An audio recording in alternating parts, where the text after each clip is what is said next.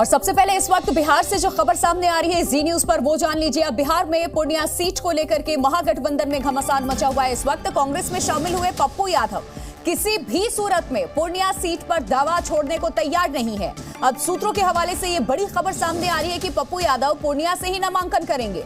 पप्पू यादव 4 अप्रैल को निर्दलीय उम्मीदवार के तौर पर पर्चा भरेंगे। वहीं आरजेडी उम्मीदवार बीमा भारती 3 अप्रैल को पर्चा भरेंगी।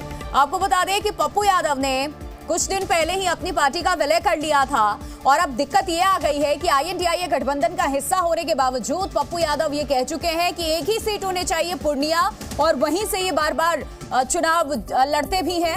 लेकिन ये सीट आरजेडी कोटे में चली गई है और वहां से भी इनका प्रतिद्वंदी कौन होगा? बीमा भारती होंगी, उसके खिलाफ 4 अप्रैल को नामांकन भरेंगे। अब दिक्कत यह है कि पार्टी का विलय कर लिया तो रास्ता एक बचा इनके पास कि निर्दलीय ये पर्चा दाखिल करें, निर्दलीय चुनावी मैदान में खड़े हों, लेकिन चेहरा पप्पू यादव होंगे और क्षेत्र इनका पूर्णिया ही होगा। दरअसल बिहार में महागठबंधन में हुए सीट बंटवारे में पूर्णिया सीट आरजेडी के खाते में आई है और आरजेडी ने बीमा भारती को पूर्णिया से उम्मीदवार घोषित कर दिया। लेकिन हाल ही में कांग्रेस में शामिल हुए पप्पू यादव पूर्णिया से चुनाव लड़ने पर अड़े हुए हैं। पप्पू यादव ये कह रहे हैं कि वो दुनिया छोड़ सकते हैं लेकिन पूर्णिया नहीं छोड़ सकते, उनके लिए आत्महत्या करने जैसी बात हो जाएगी। और अगर उन्होंने पूर्णिया छोड़ दिया तो उनका राजनीतिक करियर भी यहीं छूट जाएगा, यहीं खत्म हो जाएगा। ये डर भी है पप्पू यादव को। उधर तेजस्वी यादव भी पप्पू यादव की दावेदारी पर खरी खरी उन्हें सुना चुके हैं। तेजस्वी ने कहा है कि उनका गठबंधन कांग्रेस से है, किसी व्यक्ति से नहीं है। सुनवाते हैं। हम लोगों का विषय नहीं है, हम लोगों के पार्टी का जो गठबंधन हुआ है किसी व्यक्ति के साथ नहीं हुआ, दल के साथ हुआ। तो कांग्रेस से तो हम लोगों का बहुत पहले से ही अलायंस है और सीट बंटवारा जो है वो तो जनवरी से ही बातचीत हम लोगों की चल रही है, वो तो उसी टाइम से सारी बातें तय हो चुकी थी। इस तरह से जो है कि हमारे आदरणीय पप्पू जी हैं तो जो है कि पार्टी का उसको निभाना चाहिए। कांग्रेस में है, फिलहाल ही कांग्रेस में अपना पार्टी को विलय किए हैं और पूरे देश का लड़ाई है, पूर्णिया का लड़ाई नहीं है। तो पूरे देश का लड़ाई में इस तरह से करेंगे तो अच्छा बात नहीं है। उनसे यही हम आग्रह करेंगे, वो तो गार्जियन है, गार्जियन के तरह जो है ना फर्ज निभाने का काम करें, हम यही हम निवेदन करेंगे।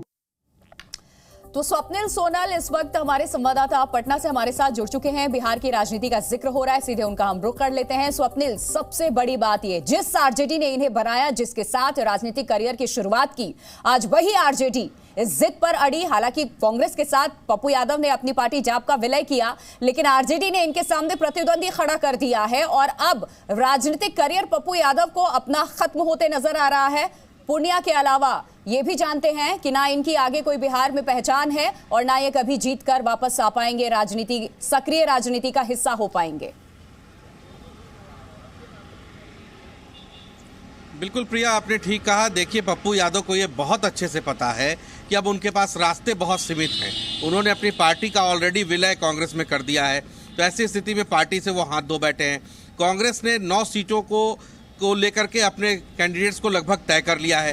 कांग्रेस के खाते में 9 सीटें गई हैं। कांग्रेस ये जानती है कि उसकी मीटिंग्स हो रही हैं बैक टू बैक। आज दिल्ली में जो है स्क्रीनिंग कमेटी की बैठक हो रही थी, कल सीईसी की बैठक है कांग्रेस में। उसके बाद सिंबल किनको दिया जाना है। 9 जो आइडेंटिफाइड जगह हैं वहां पर जो सिंबल दिया जाना है उसकी प्रक्रिया शुरू हो जाएगी।